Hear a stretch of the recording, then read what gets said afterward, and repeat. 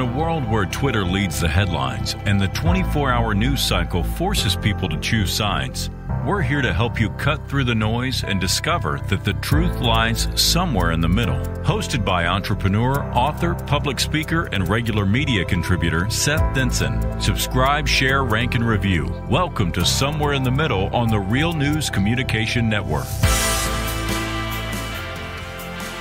Big thanks to Andy Meadows for that intro. You know, I've had that intro for a couple weeks now, and I feel bad that I never really thanked Andy for putting that on for us. You can find Andy at andymeadows.net. He is a phenomenal singer-songwriter and personality in the media, but he does a great job, and I've gotten to see him a few times, and it's always fun. But he was kind enough to put that intro together for us. And so big thanks to Andy. Do us all a favor, do him a favor, but most importantly, do yourself a favor and go listen to some of what he's put out there. Big band, if you're a fan of Sinatra or Dean Martin or any of those kind of classic Rat Pack folks, you'll love Andy's music. He kind of adds this Texas flair to it, so it's always fun. So if you're a Bob King fan, you're going to like a little of what you hear. So big thanks again to Andy. Excited about today's show. So Apple Zach and Tosh, Mr. Zach Lewis is out today. He is on an extended vacation. That's right. I thought maybe it was just our show. He's like, I'm done. I'm done. But have no fear.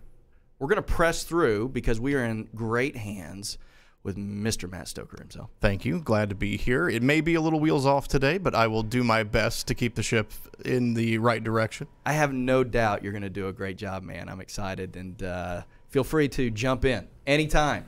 Okay. To shut me up. All right. I control the microphones. Don't ever forget that. This is true. This is true. So this past week was a big week in the world. So we had the NATO summit. Today, just in the last couple of hours, we had President Trump meeting with Vladimir Putin. We had everything going on in Thailand with the rescuing of those soccer players and their coach. Big week in the world. So it got me to thinking, especially surrounding the NATO alliance summit, if anybody watched and followed that, does it really matter? Does it?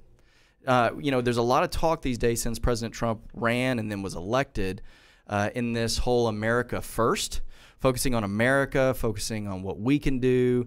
So do things like NATO really matter anymore? Does our alliance with other foreign powers, foreign countries, the fact that we want to all get together and sing Kumbaya and grab hands, and I always feel like, you know, in the 80s you had that era of these ballad songs where you had all these rock and roll artists that came together. Right? It's a real shame they're not making those anymore. I know, right? I can just see, you know, Trump and Theresa May right there in the microphone for that. That'd be powerful. Up on a riser together, right? Swaying back and Some forth. Little kids, maybe all holding hands. Yeah. Anyway, so I want to talk about that. I will tell you, it was an early morning for me this morning. So I had the opportunity to be on the Blaze Network this morning. I was on the Morning Blaze with Doc Thompson. For those of you that subscribe to the Blaze, great fun we had down there, but it was an early morning. So if I fall asleep, Matt, wake me up. I'll come in there and nudge you. We're going to power through. But I don't think I'm going to fall asleep. And I don't think I'm going to fall asleep because I think we got great topics, but we have even better guests to talk about those topics. And so I'm really excited to be joined today by Mr. TJ Morris. TJ, what's up, buddy? Sir. What's up, brother? You know, we needed some puny guys to come into the studio, so we thought, who do we know? Let's find a guy whose nickname is literally Bear. I know, right? And bring him. That'll work. So I've known TJ for a few years now. We've had a lot of fun conversations over the years about politics and life and kids and woodworking and, you know, everything, music, all of the fun stuff, right? But TJ is a YouTuber. Is that the way to say it? I guess that's the way that you say it. Okay. It would not be the description I would lead with, but apparently that's what the Father has planned for my life at the moment. So that's what I'm doing. So that is not the main title of your life. It is a title within your life. Correct. I would say that's more accurate. Good deal. Yeah, it's something I do in what little free time I have. Sure. So father, husband, friend, woodworker, and YouTuber. YouTuber. All right, Indeed. excellent. Name of the YouTube channel is Squid and Bear. Squid and Bear. Squid and Bear. I know obviously who the bear is. I'm a little curious Yeah. about the squid, but Squid is my buddy Mike. Okay. He was in the Navy. He did some very interesting things for a long period of time. And because of that, we have some differences of opinion that allow us to have two, not opposing angles when we approach a subject, but two complementary angles when we approach a subject. So it allows for some good discourse. okay. So, Excellent. yeah. Well, listen, I hope that will kind of translate into the show today and have some good conversation. I'll do my best, I brother. like it. Also joined by Spencer Smith. Spencer, for those of you that are watching this on camera, not just listening to it in podcast version, may look and say, "Who's that pretty boy in the studio?" That's Andrew Clark, and we'll introduce him in a minute. But no, Spencer Smith, a former newsman here in the Dallas area. You were with Nightcap News, right? You're a former anchor on that. That is correct. Yes. Yeah. Since then, has decided to leave the microphone behind, at least until today. Yep. You pulled me back in, and pursue a little bit more of the business world. And so Spencer and I have also known each other for a few years. We've had some fun conversations around life in general and politics and what's going on. And because of his background in the news, I thought, man, it would be fun to have Spencer on the show. So thanks for being here, man. I appreciate nice you pocket having me, soap, man. by the way. Thanks, man. I'm glad you got the appropriate attire. TJ, it's okay, I was just man. trying to. It came from a wood shop. We'll go to It Men's came Warehouse from a wood after this, shop. and, That's He does fine. have a shirt pocket though. He could get a pocket square This in is there. true. No, you looking sharp, man. If you And have nobody here's going to call you like out some on it. wood I assure you. shims or something we can stick in here, it'd be fine. And then last but certainly not least, a lot of folks may not know him, but you've heard his voice. So Andrew Clark works with me. Andrew has been a great asset on my team, but we is always challenging the way that I think and the way that I perceive things. And we have a lot of fun daily in the office talking about life and politics, and it's fun to hear his spin. I'm not going to give away his political affiliation, but he tends to probably somewhere in the middle, which is unique, given that he's from Northern California. That would be a good name for a show. It would be. We should talk I'm about just that, saying. Maybe. Maybe. I'm gonna write that one down. Yeah, that should be. But Andrew, good having you on the show, buddy. Thanks for having me here. You've been part of it, so now you're actually on it. It's nice to be in the chair. I know, right? Fancy. I don't think you're allowed to touch the chair like that. Check, please. Family show. Family show. That's all right. So with that, let's talk NATO a little bit. So I'm assuming everybody kind of saw that we had a big NATO meeting. A lot of pomp and circumstance and beautiful white furniture. Is there a special on white furniture before they have those things that they make sure they go out and buy as much? There's no wood anywhere. It's all just this pure white furniture. There's no children there to ruin it. I was gonna That's say the thing. dogs. I have Or dogs, too. Yeah. Maybe that's it. But, so I kind of talked about it as we led up here. Especially with President Trump and if anybody saw the breakfast meeting he was having where he pretty much called out Germany as being under the control of Russia because of their contract with them to purchase fuel and energy. Guys, I'd love to get your thoughts on this. So, obviously we come out of an Obama administration who very much was, let's be citizens of the world. And then we shifted into a reason why I think Donald Trump was elected, which is America first, and everybody else, forget them. We'll kind of bring them along. Now, I don't know that he's necessarily run his administration that way, but there is this perception, especially in the media, depending on where you get your news, that we don't care about the world's perception of us anymore, that President Trump is all about America first. And depending on which side of the political aisle you lean or where you get your news and information, you tend to feel that either we as the United States are in a good place in the world or we are not. So what do you guys think? Well, I think you struck the nail on the head first. There was the last administration was, hey, let's go on this apology tour. Let's make sure we play nice with everybody. We want our appearance or perception from the world to be of America something different than what the approach that Trump is taking. He has certainly put our interest at the forefront of his mind. That's what he campaigned on. And I think the thing that takes some folks aback is he's actually implementing what he said he was going to do. And whether or not you would agree with how he's going about it, I think he's sticking to his word. And so I for one, like that balance because I don't think we should be apologizing for everything we do. And I do think that we might have been taken advantage of over the last number of years on some of these negotiations, some of these deals that other countries agreed to and didn't necessarily live up to their end of the bargain. Yeah. TJ, what do you think? I do think that if Germany's going to get, 60-70% of their energy from Russia, that does actually pose a threat to the United States of America, because we have lots of bases over in Europe. And the reason that we have those is, Cold War times, we needed forward operating positions that if something was to ever happen, we had a place to operate from. So I think Trump makes a good point when he says it doesn't really make sense for us to protect you, because we have hundreds of thousands of U.S. Armed Forces personnel in country. I mean, I have a buddy who destroyed the German countryside with M60 tanks. That was his job. He just ran tanks everywhere. If we're going to do that, and we're going to provide that security to Germany, I think he does make a valid point to say, shouldn't you at least be looking at options other than giving 60-70% of your energy trade to Russia? Because it opens the door for Russia to come in and say, well, we'll protect you. And we don't want that. We've seen what that looks like during the Cold War. So I do think it's valid, and I think what a lot of people are railing against is the way that Trump's gone about it. Mm-hmm. Not necessarily what he's saying, but the way that he's saying it. Sure. Yeah, I think that's a good point. I think that stylistically, that's where most people have the trouble, right? Exactly. I would agree. It's his messaging is a little it's a little New Rough Yorker. around the edges a little bit. Right? And then that I'm going straight for it. I don't care. I'm going to tell you how it is. But the one thing that I'm concerned about specifically is that it does seem like he'll opine on something and then try to walk it back. Now, is that walking it back because he gets out of the room afterwards and Kelly or somebody else gets a hold of him and says, hey, Mr. President, listen, probably shouldn't have delivered that message the way that you delivered it, effectively just calling out the Chancellor of Germany. They still call him the Chancellor, right? We're not. I believe so. Okay, yes. Good. That's when kind of getting into this whole World War I Kaiser issue. But there is, to me, and this is my issue with Trump, because I agree. I think that there's a couple things that I've really liked about Trump. One is he seems to be at least trying to deliver on everything he ran on. I would agree.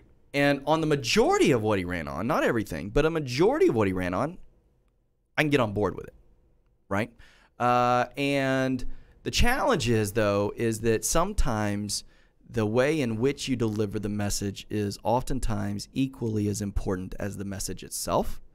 And maybe he needed to go to cotillion a little bit when he was a kid or something that said, hey, here's how we talk to people. Here's how we do a good job of not only influencing others, but also impacting others. From a business angle, the problem that Trump has, as I see it, is one of branding. Half the country doesn't want to buy what he's selling. Mm-hmm. Not because what he's selling isn't a good product, but because it says Trump on it. And I'm not talking about the Trump steaks and the Trump water. I'm talking about his ideology and what he's trying to accomplish for America on the world stage. They just instantly reject it because his brand kind of sucks. Mm-hmm. And he doesn't portray that well. So it's almost like generic cereal at the grocery store, right? Sure. The box is not very appealing, but what's inside of it's pretty good, right? So I think he does need to work on that. The toasted honey oats Kroger brand, I'm not so good. And there is no substitute for Cheerios, just so we're all on the same page. That giant bag, right? Like it has this, that's good stuff, very though, generic, man. I'm telling you. symbol on it, and this huge bag, and nobody wants to throw the bag in the trash can or in your cart. You want to throw this shiny box that says Lucky Charms or whatever. Right. That's what the kids appeal to. I think you're right, though. I think that there's this rough exterior that a lot of folks have difficulty getting on board with. There is the resistance arm, which no matter what he does, they're going to resist what he does. Right. But there's those folks that are on the fence that want to talk about policy, want to talk about what he's actually doing, and the end result of some of this blustering and these negotiating tactics that he uses, but they cannot get past that rough exterior. So like TJ was saying, it's difficult for them to even hear the message because the message is in a package that doesn't resonate with them. Mm-hmm. I think that's true. But at the end of the day, if he's going there and positioning himself and saying, Germany, we don't like this, we're talking about it. A lot of the news cycle has been dedicated to just his comments at the breakfast table. So I think that plays into his hands and ultimately brings that up to the forefront of what people are talking about and brings attention to this deal that, quite frankly, a lot of us probably didn't know about before he brought it up. Yeah, listen, I didn't know that that Germany was in the middle of a negotiation with Russia over energy, so that was news to me. Same here. You know, but at the same time, again, I mean, we get a significant amount of our fuel from Canada, right?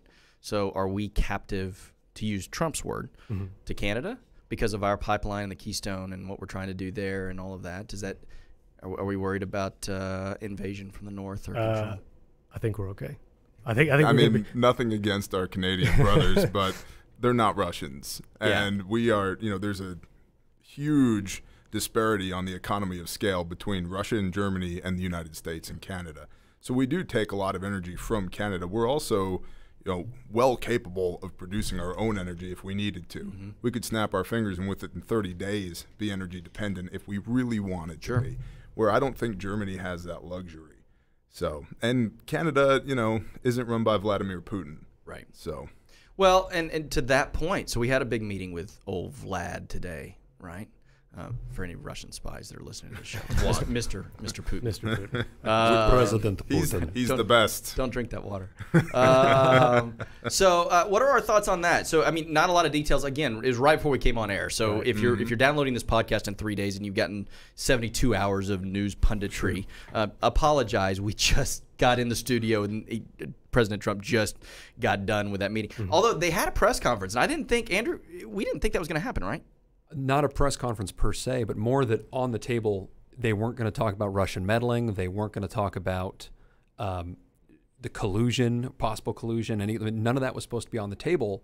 And then Trump, in Trump fashion, as you just mentioned, just went ahead and said it. Does whatever he wants to do. On air. And you can see in that translator, you see Putin laughs, and then it gets really awkward for about half a second.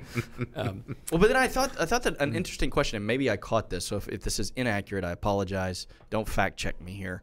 But wasn't there a question to Putin about, are you glad that President Trump won the election? There was, and Putin said, yes, I'm glad he won. Yes, I'm very glad. But what's he going to say? No. Vladimir does not want. No, that was my horrible Russian impression, by the way. This is not a comedy show. It shouldn't be anyway. But yeah, so what do we think about that? So we had President Trump meeting with President Putin.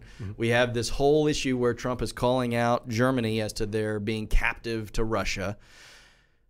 You know, there was a lot of heat around this whole meeting with President Putin because there was, hey, it's just our interpreters in the room. Nobody else, no press, no nothing. We don't know what's said. We don't want deals to be done.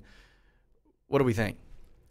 I think that guy from the AP was trying to start World War III. Did you hear that question? I didn't know. Yeah, he, you know, again, don't fact check me, but he did ask something to the effect of, oh, and of course I'm drawing a blank now, something to the effect of, oh, it's gone. We'll come back to it. We'll come back to it. I'm well, sure maybe man, I lost it. Some random question from the AP. I'll take a look. Yeah. Thanks. Well, to me, I don't know. There was, of course, the timing of, we'll probably dive into this a little bit, the indictments from Mueller. Then on the backs of that, everybody's saying, well, why should we even have this meeting or the summit or whatever you want to call it? We should call it off. Now that it's happened, you hear noise and hysteria of, oh, this is treasonous and this is a disgrace and, you know, all this hyperbole that, you know, we're accustomed to nowadays. I think it's somewhere probably in the middle of that. Thanks branding. for the plug there. You're welcome, man. I'll try Hashtag to slide it everywhere. Hashtag somewhere in the middle.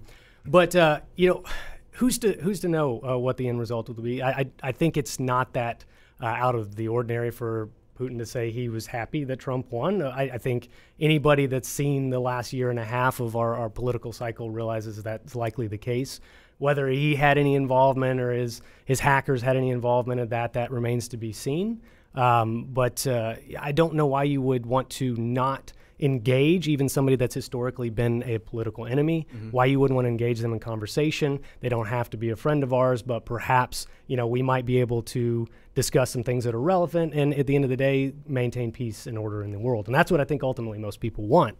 Well, you bring up that great point because isn't that kind of the double standard a little bit, right? Again, I will give the floor to the fact that Trump is not the most we'll call him statesman-like president we've had in the last, quarter century. Yeah, 3 years Millennia. ever. No. Right? Again, I don't know. Henry Taft doesn't seem to me that he was all that great of a statesman. I don't know any specific speeches he gave, but he just didn't come across to me as maybe that guy that was a big statesman. But and Andy Jackson, we all know, was a little bit of a, well, we'll leave it there. But that said, with Trump, isn't that kind of the double standard? Is we wanted President Obama to go out and talk to the world and talk to everybody, and it was almost talk more than you have to, over talk things, talk them to death, do whatever you can, but keep us out of any type of conflicts. We were in the middle and still are in a war in Afghanistan. We were kind of coming out of this Iraqi war, and so we wanted Obama to talk to leaders, to be more of a statesman. He caught a lot of flack for that, saying, I'll talk with anybody. I'll talk with dictators. And, I mean, the right side tore him up for That's right. They did. And now, again, and I think it's a double standard on both sides of the aisle. I would agree. Because now you've got Trump coming in saying, hey, I'll meet with Kim Jong-un. I'll meet with Putin. I'll meet with... How dare you? I know, Yeah. right? Like, I was watching something this week, and they were talking about Putin's atrocities in Crimea and all this other stuff. And I'm going, well, yeah, I mean, I get it, and I agree, but don't we want to still try to engage and see if we can't find some common ground? We're not going to just... It's an idealism versus realism thing. Yeah, Putin's not a great guy, but you don't ignore that. You just can't leave him alone and leave him to his own devices. Sure. You have to keep tabs on a guy like Putin. And yeah, diplomacy plays a part there, and it should play a very large part with Vladimir Putin. Not that I think Russia poses a gigantic threat to the United States, but if they wanted to, they could. And so we need to be as up-to-date on that as possible. So people are going to naturally tear up Donald Trump for going over there and talking to him, because the news cycle has become Donald Trump, Donald Trump, Donald Trump, Donald Trump.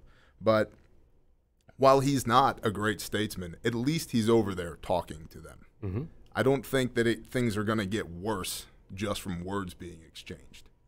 No, I would agree with that. I think that the more that we can talk to foreign powers, the better. What I would like to see, though, is more action. That we come out of these talks, and I know that we're still, just a couple of weeks out from the North Korea summit. But, obviously just right after that was this whole, well, our satellites are saying that they've reactivated their nuclear sites and they're kind of moving with expediency, and everybody says, they're quick to say, see, we told you the talks wouldn't work. They weren't going to work. Should have never done them.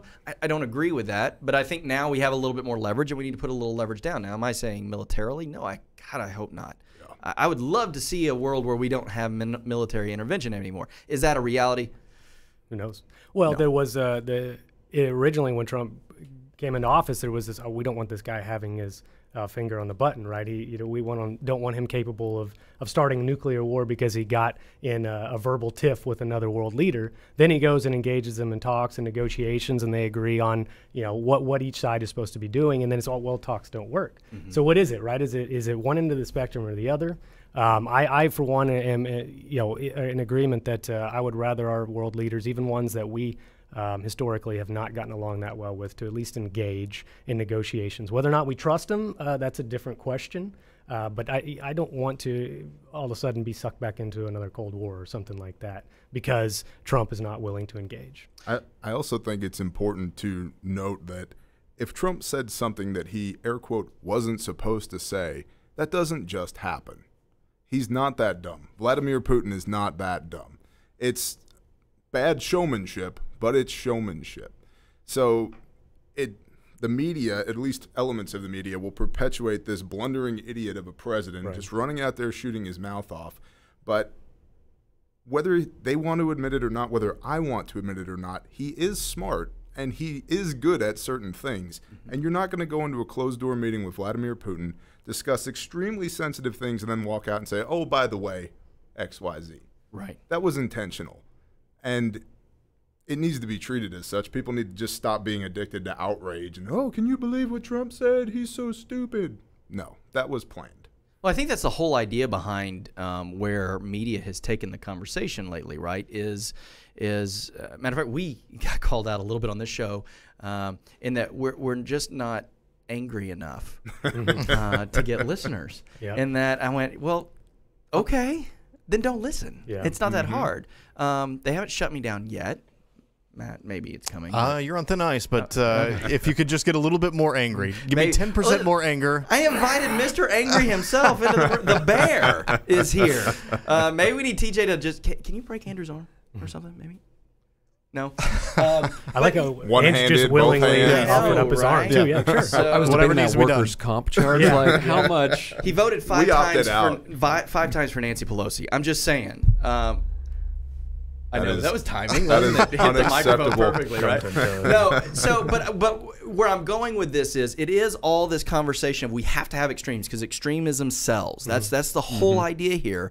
If you are, subscribed to Fox News, if you subscribe to CNN or MSNBC, it is all about extremism. It is about looking at the extremes on both sides and picking your rallying cry and going forward. But the reality is, and by the way, and Trump gives them all the ammunition that they need Yeah, he makes to it keep easy it extreme, for 'em. right?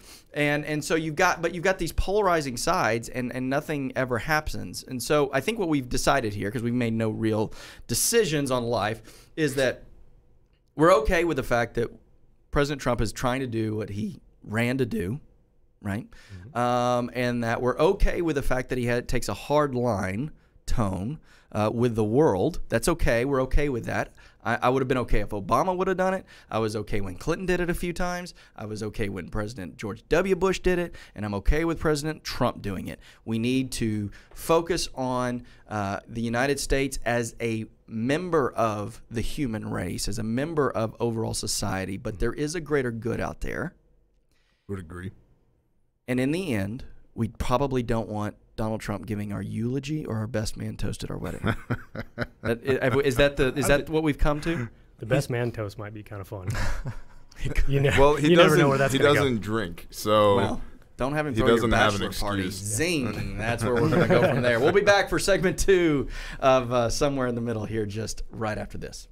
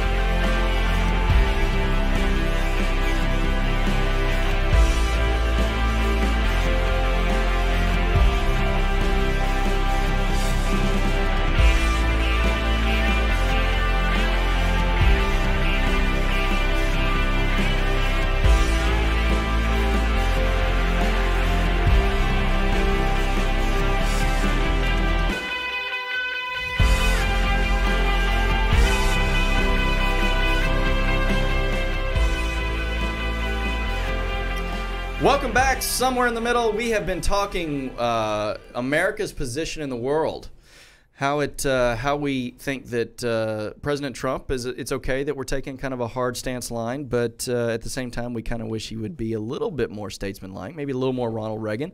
You know, and I talk about Ronald Reagan a lot on this show. For those of you that don't know my political leanings, you can probably sense where I lean effectively when it comes to Ronald Reagan. Big fan. But listen, again, there are things that I like to look at what each administration accomplishes and say, and give them their P's and their Q's and give them their credits where their credit is due. But one of the things that I loved about Reagan was shining city on the hill, and hey, I'm going to take a position of strength and I'm going to back it up. And I'm going to communicate well. So the key piece here, I think, that we're missing from Donald Trump is the communication piece. And the humility. Oh, yeah, that's a big one, right? But go ahead. I think we knew we were going to get that when he was elected. That's Donald Trump and humility have never really gone I would agree. hand in hand. But with the Reagan comparison, Sure. the That's right. humility, you can be strong, but you don't have to flex all the time. Yeah. You know? Maybe in humility in terms of versus the office that he holds, understanding, the importance of the office of the presidency. So in that regard, I do think I would agree. But asking Trump to do anything he doesn't want to do is kind of Losing proposition. Yeah, definitely. Yeah. Sure. So one last kind of topic is because this ties into the whole where we stand in the world. Obviously, last year was the big year of Brexit. Great Britain leaving the European Union. How's that going to impact things? We don't have time to get into President Trump's calling out Theresa May just before going to her house for tea. That was a bold move. But I do want to get everybody's quick opinions because we're all in the business world in here. TJ, you're an entrepreneur. Yes, sir. Spencer, obviously, you're in the business climate. Andrew, you work with me, so it's very important that you're engaged in the business world. I need you to be very engaged there. This whole trade war question with China and potentially other countries as well. Do we think this holds merit? Is this a good thing? Are we glad President Trump is taking this position, or are we wishing maybe this trade war thing would go away? TJ, what are your thoughts on this? I actually think it's fairly inconsequential. Okay. I think the total deficit that we're talking about here, the number that we're talking about here is 1/10%, and that when it all shakes out, what were you saying, Andrew? About $175 a year is the realized cost per person. And on steel, just on steel. Just on steel. Okay. So in our businesses, there's certain products that I have to source from China because I can't get them in the United States. And that makes a lot of people upset, but it's a fact. I just can't get them here in the United States. They're not made here. So we are seeing a higher cost in certain products that we have to bring in order to fulfill our orders. But it's not so bad. It's not a deal breaker. And I mean, it is a small amount, but it is something. So I personally don't see it. It's not affecting how much I can pay my guys. It's not really affecting my cost of operating. It's not affecting the price that I'm quoting to my clients. So in my day-to-day experience, I don't see it as a bad thing. And my suppliers aren't screaming, their hair isn't on fire, yelling, going, oh, the cost is going to go through the roof. I haven't seen that yet. Okay. So it doesn't bother me yet. Sure. I'll put it that way. Sure. But go ahead, Spencer. Well, maybe it's too early to tell, and I think a lot of it, as we've seen again over the last 18 months, is a lot of the way he negotiates is a lot of posturing, is a lot of blustering, and let's go and make these somewhat egregious demands, and then ultimately we settle somewhere in between what we originally had and what he was demanding, and I think that's just his negotiating tactics, right? So I think it's way too early to know if anything really consequential is going to come of it. I think, and you had a good point though about the positioning this versus the optics of the tax cut, right? Yeah. So on the tax cut, the average American is going to get about $175, which at the time, again, more right-wing sides, conservative media was saying that this is like, oh, life-changing. Here's money for you. But now it's Right. inconsequential. Don't worry about it. It's $175, which is, And that's a fair argument. Yeah. That's Yeah. absolutely a fair argument. But that's, again, Fox News, CNN. Which side are you rocking there? Yeah, here's my take on this.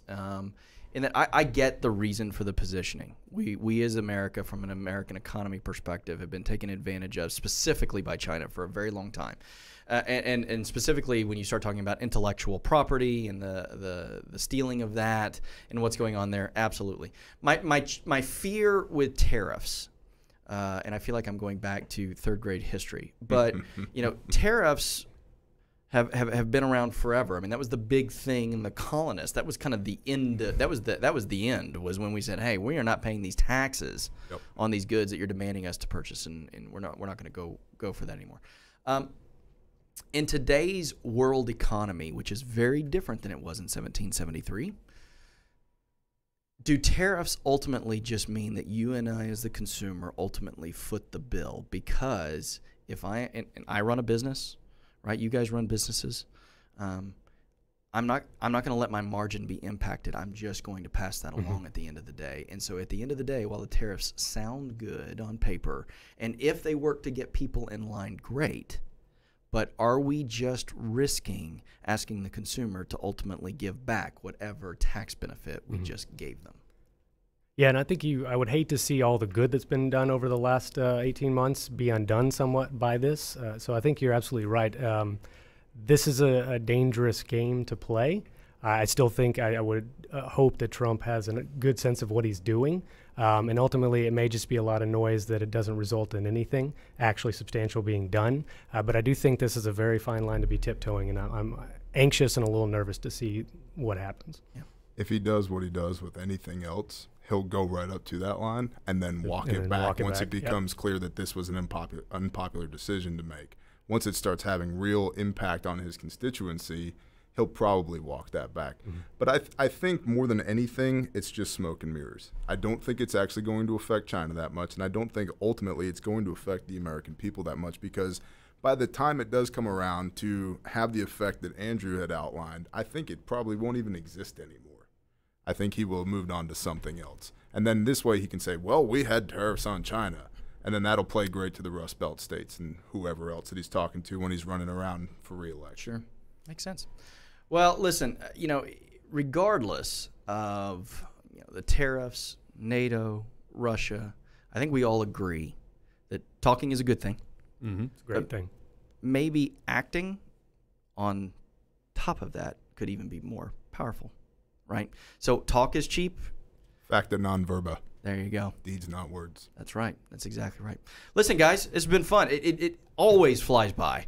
But today, the time absolutely flew right off the clock. A good time. Spencer? Seth, thanks for having me, man. Thanks, buddy. Yeah, great. TJ, always fun, man. Yes, sir. We're going to Happy have to more be here. conversations. We need one of those after-hours deals. You're going to come by sometime. We'll arrange it. You're going to come by to the Squid and Bear studio. Okay. And there's going to be a cold shiner involved, and we're going to sit down and go live to several thousand people at once. This afternoon? 5:30. Oh, goodness. There it is. There it is. Mrs. Denson might have something to say. I think I'm on daddy duty tonight, but that's all right. But we will schedule it soon. Yeah, I like we'll the cold shiner. We will make it happen. All right, buddy. Hey, thanks for being on. And Squid and Bear, if you're a YouTuber, Yes, sir. go to Squid and Bear on, is it, you just search that, right? Just second largest search engine in the world is YouTube, owned by the first largest Google. All so right. just go to the search bar, type in Squid and Bear, it'll pop up. You will find out, and you will be one of multiple thousand followers. That if you is go there. correct. Awesome. Andrew, buddy, bright and early tomorrow morning, 7 a.m. in the office. Good to see you. We'll see you there. I'll be there. Thanks for everything you do for the show, man. Always a big thanks to the folks here at Real News PR. Matt, buddy, Yes. great How'd I do? show. You did awesome. I I'm wish glad. you would have just kind of turned your mic down a little bit, though. You were kind of chiming in quite a bit. Sorry, I get to be a little chatty on these things. I have a lot of opinions, and I need to share them. We love to hear them, as always, man. As always. I'm happy to do it again anytime. Yeah, thanks, You man. want to kick Zach out of the captain's chair? I'm That's ready right. to take over. Maybe one day we'll just bring one or the two of you into the studio. Sure, yeah, So you I'd don't be have the happy to do glass that. to Yeah. hide behind.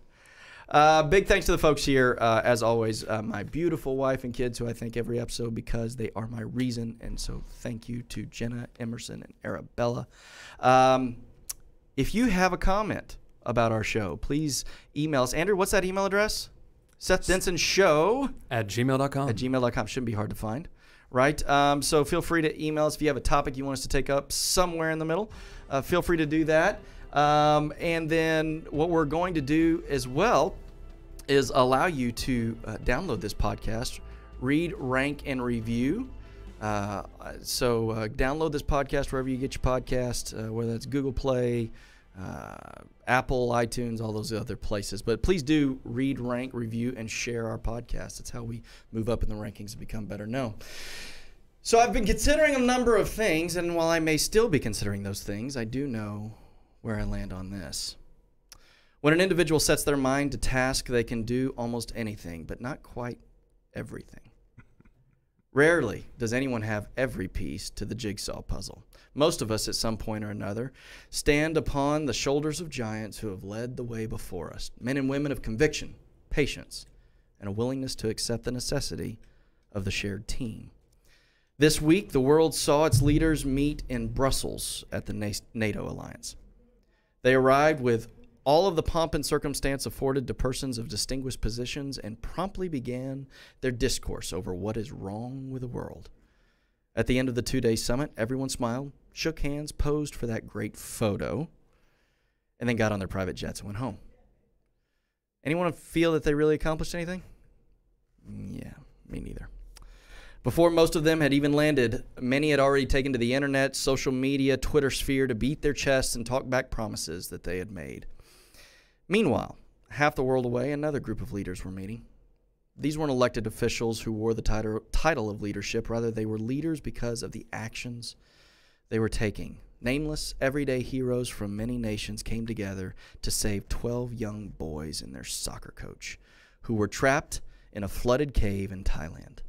The world didn't send these folks in the same way it sent our leaders to the NATO summit. These were volunteers who brought with them Divers, food, oxygen tanks, and most importantly, the human ingenuity to solve the overwhelming problem of how to get these kids out of miles of darkness, terror, and floodwaters. And they prevailed. But at great cost. One of these heroes gave their life in service to others.